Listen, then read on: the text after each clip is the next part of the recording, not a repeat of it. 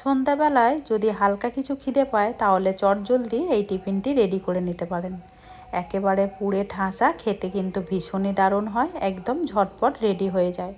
নমস্কার বন্ধুরা, কাজল ভিলেজ কিচেনে সকলকে স্বাগত জানাই। রোজকার মতো আজও রান্নাঘরে চলে এলাম।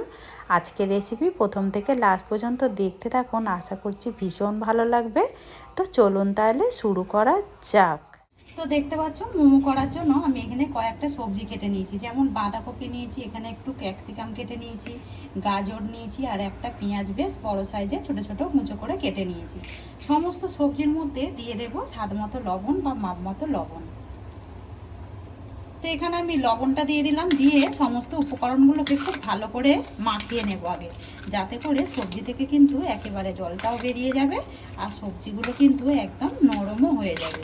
এইভাবে যখন দেখবে বাচ্চারা সবজি খেতে চাইবে না, এইভাবে যদি সমস্ত সবজি দিয়ে যদি একটু আমরা সন্ধ্যাবেলা অন্যরকম একটু, আর এই শীতের মধ্যে একটু যদি খাবার করে দেওয়া যায়, এতে কিন্তু অনায়াসেই খেয়ে নেবে।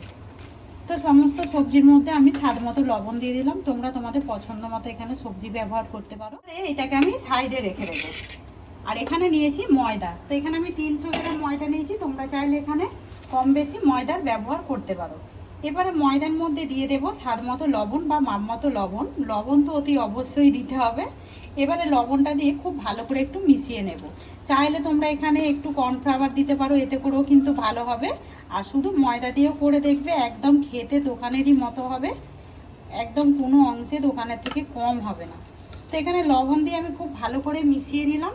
এবারে ঠান্ডা জল দিয়ে দেখো আমি মেখে নিচ্ছি। আর এইখানে ময়দাটা দেখতে পাচ্ছ, এইভাবে আমি সুন্দর করে মেখে নিয়েছি। আর এটা রেখে দেবো, যেহেতু একটু বেশ অনেকটাই সফট হয়ে যাবে। এবারে এর মধ্যে একটু সাদা তেল লাগিয়ে দেবো, যাতে করে না এটা একদম শুকিয়ে যায় ওপরটা দিয়ে। এবার এটাকে ঢাকা দিয়ে আমি এখন রেখে দেবো, ততক্ষণে পুরটা রেডি করে নিয়ে আসবো। অপর দিকে দেখতে পাচ্ছ আমি একটা কড়া গরম হতে বসিয়ে দিয়েছি। কড়ার মধ্যে দিয়ে দেবো সাদা তেল। তো এখানে দিয়ে দিলাম আমি ছোট চামচে 4 চামচে 3 চামচের মতো সাদা তেল। এবারে এখানে দিয়ে দেবো কয়েকটা ডিম। তো আমি ডিমটা চাইলে আলাদাও ভেঙে দিতে পারতাম, আর আলাদা করে ভাঙার কোনো রকম দরকার নেই। এরই মধ্যে সমস্তগুলো ভেঙে নেবো। আর দেখো কড়াটা কিন্তু খুব ভালোভাবে গরমও হয়ে গেছে।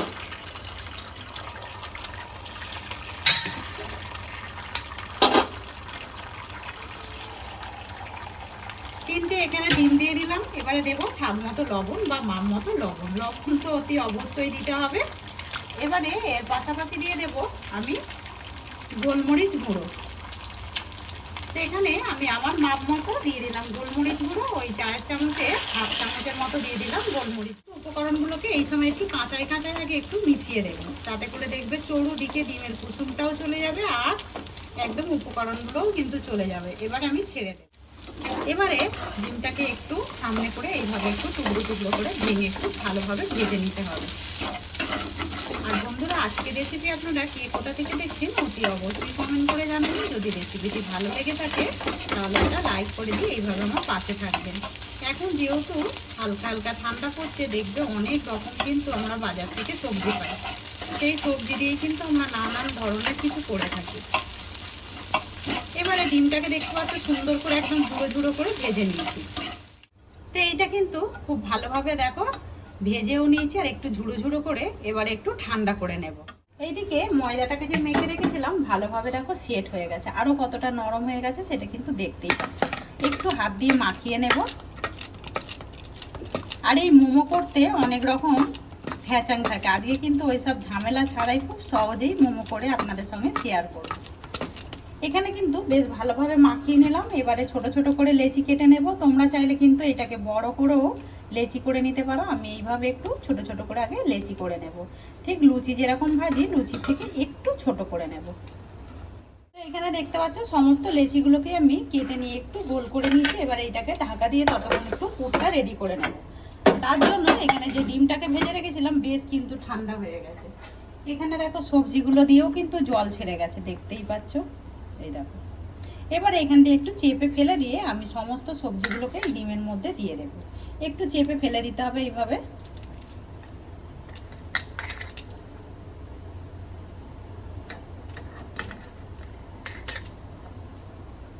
কত জল বেরিয়েছে সেটা কিন্তু দেখতেই পাচ্ছে। এই সবার আগে এইভাবে কিন্তু সবজিতে একটু লবণ মাখিয়ে রেখে দেবে, তাতে করে সবজিগুলো নরমও হয়ে যাবে আর এইভাবে কিন্তু জলটাও বেরিয়ে যাবে।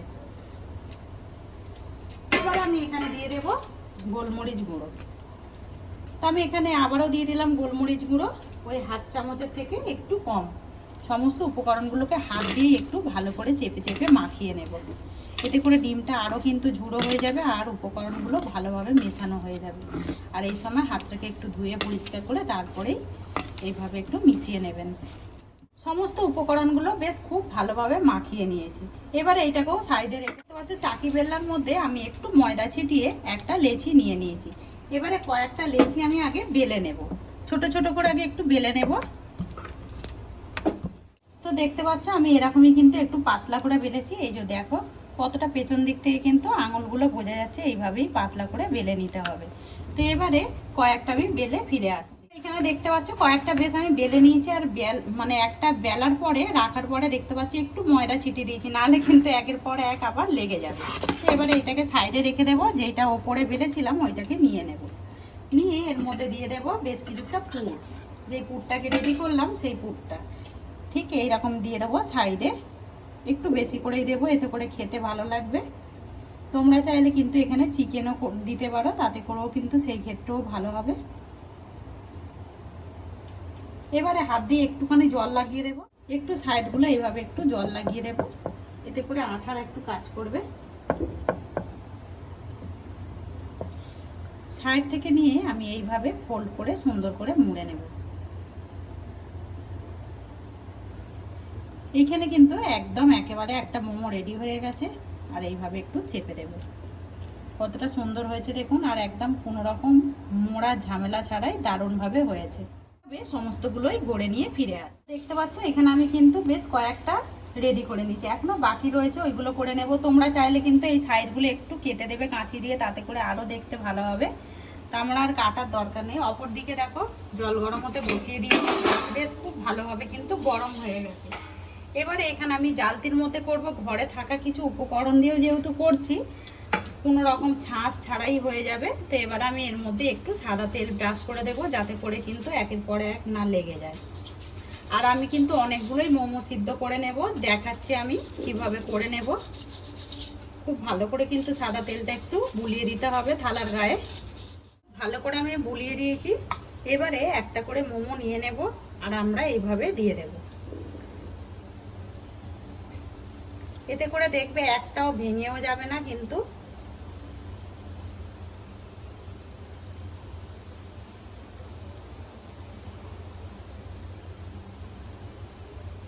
সুন্দর করে আমি মোমোগুলোকে আগে এইভাবে একটু গুছিয়ে দিয়েছি। এবারে ঢাকা দিয়ে দেব। ঢাকা দিয়ে 10 মিনিট আমি খুব ভালো করে রান্না করে নেব। তো এখানে পুরো 10 মিনিট হয়ে গেছে। 10 মিনিট পর ঢাকাটা খুলে নেব। আর এখানে দেখতে পাচ্ছ কত সুন্দরভাবে মোমোগুলো কিন্তু একদম সিদ্ধ হয়েছে।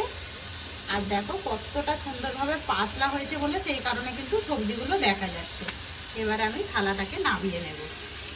এখানে একটা কথা বলা হয়নি, মোমোগুলো কিন্তু যেই দিকটা মুড়বে সেই দিকটা নিচের দিকটা রাখবে, না হলে কিন্তু ছেড়ে যাবে। এবারে সামান্য একটু জল ছড়া দিয়ে দেবো, এতে করে কিন্তু খুব সহজেই দেখবে উঠে আসবে মোমোগুলো। তো এবারে একটা করে আমি এইভাবে তুলে নেব, আর দেখবে খুব সহজেই কিন্তু উঠে যাবে। যেহেতু এখন গরম রয়েছে, একটুখানি ঠান্ডা করে নেবে, তারপরে দেখবে সহজেই কিন্তু উঠে যাবে। একটু জল ছড়া দিয়ে একটাও দেখো ভেঙে যায়নি। এইভাবে কিন্তু আস্তে আস্তে একটু হাত দিয়ে তুললেই কিন্তু মোমোগুলো উঠে যাবে। তো আজকের রেসিপি আপনাদের কীরকম লাগলো অতি অবশ্যই কমেন্ট করে জানাবেন। যদি রেসিপিটি ভালো লেগে থাকে এইভাবে একবার বাড়িতে ট্রাই করবেন, ট্রাই করে খেয়ে আমাকে কমেন্ট করে জানাবেন। তো এখানে সমস্ত মোমোগুলোকেই আমি করে নিয়েছি আর সুন্দর করে রেডি করে নিয়েছি একটা প্লেটের মধ্যে। সঙ্গে রয়েছে ঝাল ঝাল টমেটো একটা চাটনি। তো এটা আমার দেখানো হয়নি, এর আগে কিন্তু আমি একবার করেছিলাম। তো আজকে রেসিপি আপনাদের কীরকম লাগছে অতি অবশ্যই কমেন্ট করে জানাবেন। যদি ভালো লেগে থাকে একটা লাইক করে দিয়ে এইভাবে আমার পাশে থাকবেন, আমাকে সাপোর্ট করবেন। আমার এরকম নিত্য নতুন রান্নার জন্য পাশে থাকা বেল আইকনটি প্রেস করবেন। সবাই ভালো থাকবেন, সুস্থ থাকবেন। ধন্যবাদ। আবারও কোনো নতুন রেসিপি নিয়ে ফিরে আসবো। আজকের মতো এই পর্যন্ত।